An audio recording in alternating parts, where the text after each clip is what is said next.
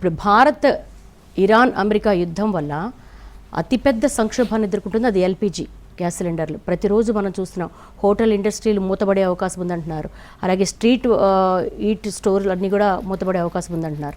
ఏంటి ఊహించలేదా? అసలు ప్రిపేర్డ్గా లేమా? ఇంత సంక్షోభం ఒక్కసారిగా 15 రోజులకి ఎందుకు సంభవించింది? అంటే మనము వార్ ఇంత ప్రొలాంగ్ అవుతుందని అనుకోలేదా? డెఫినెట్గా సమ్వేర్ సంథింగ్ ఈజ్ ల్యాకింగ్ కదా. ఎందుకంటే మనకు తెలుసు ఇరాన్ యుద్ధంలో ఖచ్చితంగా స్ట్రెయిట్ ఆఫ్ హార్మోజ్ మూసేస్తుందని. మనం యుద్ధం స్టార్ట్ అయ్యాక ఎల్పిజి ప్రొడక్షన్ను ర్యాంపప్ చేయమని ప్రభుత్వం ఆదేశించింది. 10% వరకు ఎల్పిజి ప్రొడక్షన్ పెరిగింది అని అంటున్నారు. సో మనము గ్యాస్ రిజర్వ్స్ లేవు మన దగ్గర, నెగ్లిజిబుల్. మీకు ఆయిల్ రిజర్వ్స్ అన్నా కొంతమంది 50 days సరిపోయే ఆయిల్ రిజర్వ్స్ ఉన్నాయి అంటున్నారు, 74 daysకి సరిపోయే ఆయిల్ రిజర్వ్స్ ఉన్నారు. అక్కడ కూడా మనం జాగ్రత్త పడలే. ఇలా మీరు చైనాకు 4 నెలలు, అమెరికాకు చైనాకు 4 monthsకి సరిపోయే ఆయిల్ రిజర్వ్స్ ఉన్నాయి. మనము 2 months సరిపోయే ఆయిల్ రిజర్వ్స్ అవి ఎక్స్పాండ్ చేసుకోవాలని చాలా కాలంగా టాక్ ఉంది.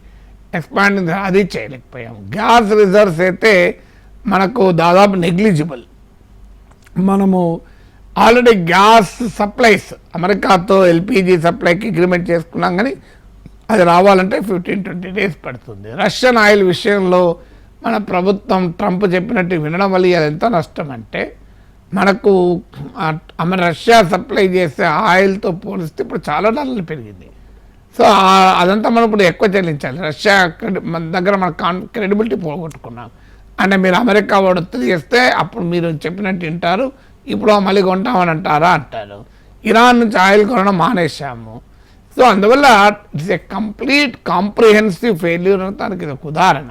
సో ఈ వార్ రాబోతుందని తెలుసు. ఇప్పుడు అదంతా ఎందుకు, ఇప్పుడు రేపు ఫెర్టిలైజర్ క్రైసిస్ రాబోతుంది. ఇప్పటికి మోడీ ప్రభుత్వం రివ్యూ చేసింది. ఇంతవరకు చెప్పేటండి, మీరు ఎక్కడన్నా పేపర్లలో ప్రముఖంగా ఎక్కడన్నా చిన్నగా వచ్చిందో నాకు తెలియదు, Modi government reviews impending fertiliser shortage అని ప్రముఖంగా పేజ్ 1లో అయితే ఎక్కడ చూడలే. లోపల ఏమైనా ఉందో తెలియదు నాకు.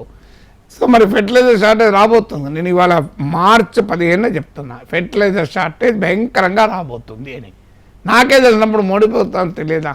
ఫెర్టిలైజర్ భారీ ఎత్తున స్టాక్స్ అన్న పెట్టుకోవాలి కదా. ఎందుకంటే ఇప్పుడు యూరియా మనకు అత్యధికంగా గల్ఫ్ నుంచే వస్తుంది, more than 50%. తర్వాత మీకు అమోనియా, ఫాస్ఫేట్, పొటాష్ ఇదంతా కూడా మీకు గల్ఫ్ కంట్రీస్ నుంచే ప్రధానంగా వస్తుంది. మనకు వచ్చేటువంటి ఫెర్టిలైజర్ ఇంపోర్ట్స్లో అత్యధిక ఆయిల్ ఒకటే కాదు. సో దీంతో ఫెర్టిలైజర్ ప్రైసెస్ భారీగా పెరగబోతున్నాయి. ఆల్రెడీ 10 to 20%, 30% దాకా పెరిగాయి. రేపు ఫెర్టిలైజర్ సప్లైస్ డిస్రప్ట్ అవుతుంది. మీకు రేపు రెడ్ సీని కూడా మీకు వీళ్ళు టార్గెట్ చేశారనుకోండి హూతీస్. సో ఈ వార్ ఇంకా కంటిన్యూ అయితే మీకు జూన్లో మనకు మాన్సూన్, అంటే జూన్లో మాన్సూన్ అంటే మనం మేలోనే స్టాక్స్ పెట్టుకోవాలి ఎరువుల్ని. Already middle of the March ఉన్నాం. వారు ఎప్పుడు ఆగాలి, ఎప్పుడు మనకు ఫెర్టిలైజర్స్ రావాలి? ఫెర్టిలైజర్ రానప్పుడు మనకున్న ప్రత్యామ్నాయం ఏంటి? Agriculture production దెబ్బతిన్నదా? సో ఎక్కడ మీకు ప్రిపేర్నెస్ ఉంది? ఎందుకు ఈ వార్ మొదలు కాకముందు ఎల్పిజి క్రైసిస్ పైన రివ్యూ చేసిందా ప్రభుత్వం? అసలు ఈ వార్ పట్ల ప్రిపేర్నెస్ లేదు అనే ప్రశ్న రావడానికి ఇదే కారణం కదా. మనం చూస్తున్నాం డొమెస్టిక్ సిలిండర్స్ కూడా ఎలాంటి ఇబ్బంది లేదని చెప్పేసి కేంద్ర పెట్రోలియం శాఖ సంయుక్త కార్యదర్శి డైరెక్ట్గానే స్టేట్మెంట్ ఇస్తారు, కానీ వాస్తవ పరిస్థితులు అందుకు భిన్నంగా ఉన్నాయి. కమర్షియల్ ఎల్పిజి అయితే నీకు సివియర్ షార్టేజ్ ఉంది. చిన్న చిన్న బిజినెస్లు మూతపడుతున్నాయి, చిన్న చిన్న ఇండస్ట్రీస్ మూతపడుతున్నాయి, రెస్టారెంట్స్, ఈటరీస్ మూతపడుతున్నాయి. ఆల్రెడీ కమర్షియల్ సిలిండర్స్లో బ్లాక్ మార్కెట్ భయంకరంగా జరుగుతుంది. కనీసం బ్లాక్ మార్కెట్ను ఆపాలి కదా. సో మీకు డొమెస్టిక్ ఎల్పిజికి ఇప్పటివరకైతే ప్రాబ్లం లేదంటున్నారు, కానీ ఆ టెన్షన్ అయితే మొదలైంది. సో ఎంతకాలం ఎల్పిజి డొమెస్టిక్ కన్జ్యూమర్స్ను కమర్షియల్ వాటికి ఆపి డొమెస్టిక్ ఇవ్వడం వల్ల కాస్త ఈ ప్రాబ్లం ఆగింది. But how long we can sustain అనేది క్వశ్చన్ మార్కే. నాగేశ్వర్ గారు, ఫైనల్గా ఈ వార్ని ఆపడంలో కానీ గ్లోబల్ పీస్ విషయంలో కానీ యునైటెడ్ నేషన్ కౌన్సిల్ ఫెయిల్యూర్ అయింది అనుకోవచ్చా? యునైటెడ్ నేషన్స్ ఏం చేస్తుంది? అసలు దానికి అదొక ఆర్మీ ఉందా యుఎన్కు? అలా కాదు, యుద్ధాలు ఆపడం కానీ వరల్డ్ వైడ్ రాంగ్ నోషన్ ఏంటంటే యునైటెడ్ నేషన్ అనేది ఒక ఒక బలమైన వ్యవస్థ అని భ్రమపడద్దు. యునైటెడ్ నేషన్స్ ఏముంది, ఆ మెంబర్ కంట్రీస్ ఉంటేనే కదా. ఎవడో అదొక క్లబ్, ఎవడో 50 మంది కలిసి క్లబ్లో ఉంటారు. క్లబ్ ఏం చేస్తుంది? ఆ క్లబ్కి ఒక సెక్రటరీ ఉంటాడు, 4 స్టాఫ్ ఉంటారు, అంతకన్నా ఉంటుంది.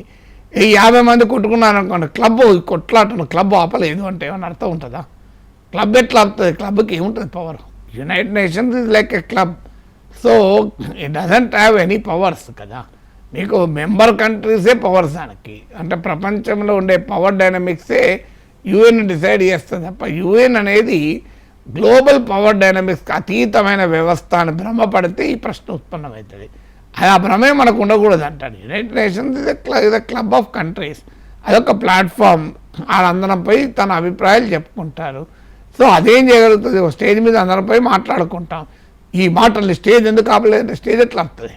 స్టేజ్ బాధ్యత అనేది ఉంటుంది కదా అని. అంటే బాధ ఏం చేయాలి యునైటెడ్ నేషన్స్? నాకు చెప్పండి, మీరు ఏం చేయాలి యునైటెడ్ నేషన్స్? మాట్లాడము, ఎవరితో మాట్లాడాలి? మాట్లాడుతున్నారు ఆల్రెడీ. సెక్యూరిటీ కౌన్సిల్ డిబేట్ ఉంది. యుఎన్కి ఏమైనా స్పెషల్ ఆర్మీ ఉందా? పోయి ఎవరిని ఆపుతాడు? అమెరికాని ఆపుతాడు? యుఎన్ ఆర్మీ ఉంది యుఎన్కు. సో అందువల్ల యుఎన్ ఏది ఆపలేదనే ప్రశ్నకి ఆన్సర్ అసలు ఇర్రెలవెంట్ అంటారు. ఎందుకంటే యుఎన్ ఇది గ్రూప్ ఆఫ్ నేషన్స్, ఒక క్లబ్ అంతే. సో దానివల్ల మీరు మిగతా వాళ్ళంతా ఇప్పుడు అందరూ ఒక క్లబ్లో 50 మంది మెంబర్లు ఉంటారు. ఆ క్లబ్లో ఉన్న 50 మంది అటో 20 మంది ఇటో 30 మంది కత్తులు కొట్లాడుకుంటారు. క్లబ్ ఆపలేదు, క్లబ్ ఆపలేదు. క్లబ్ ఏం చేస్తున్నట్టు? క్లబ్ అసలు ఇంతవరకు నిద్రపోతుందా అంటే క్లబ్ ఏం చేస్తుంది? క్లబ్కి ఏముంటుంది? వాచ్మెన్ ఉంటాడు, సెక్రటరీ ఉంటాడు, 4 స్టాఫ్ ఉంటారు. క్లబ్ ఎట్లా ఆపుతుంది? ఈ 50 మంది కలిస్తేనే క్లబ్ కదా. 50 మంది కొట్టుకున్నప్పుడు క్లబ్ ఏం చేస్తుంది? Okay, right. Thank you so much for analysis Nageswar గారు. ఇది యుద్ధం ఏ ఐడియాలజీతో ప్రారంభమైనప్పటికీ కూడా అన్ని దేశాలు మూల్యం చెల్లిందే. దీనివల్ల విషాదం మాత్రమే మిగులుతుంది. మరి ఇరాన్, అమెరికా, ఇజ్రాయెల్ యుద్ధం 16 రోజులకు చేరుకుంది. ఇక ముందు ఏం జరగబోతోంది? హార్మూజ్ సంబంధించి ఇప్పటికే ఇరాన్ నౌకలతో ఆపేస్తోంది. అలాగే ప్రపంచ దేశాలన్నీ కూడా ఆర్థిక సంక్షోభంలో కూరుకుపోతున్నాయి. మరి దీనికి సంబంధించి ఎగ్జిట్ అనేది ఈ యుద్ధానికి ఎక్కడనేది మరి రాబోయే కాలమే నిర్ణయించాలి. ఇది వాళ్ళ స్పెషల్ డిబేట్.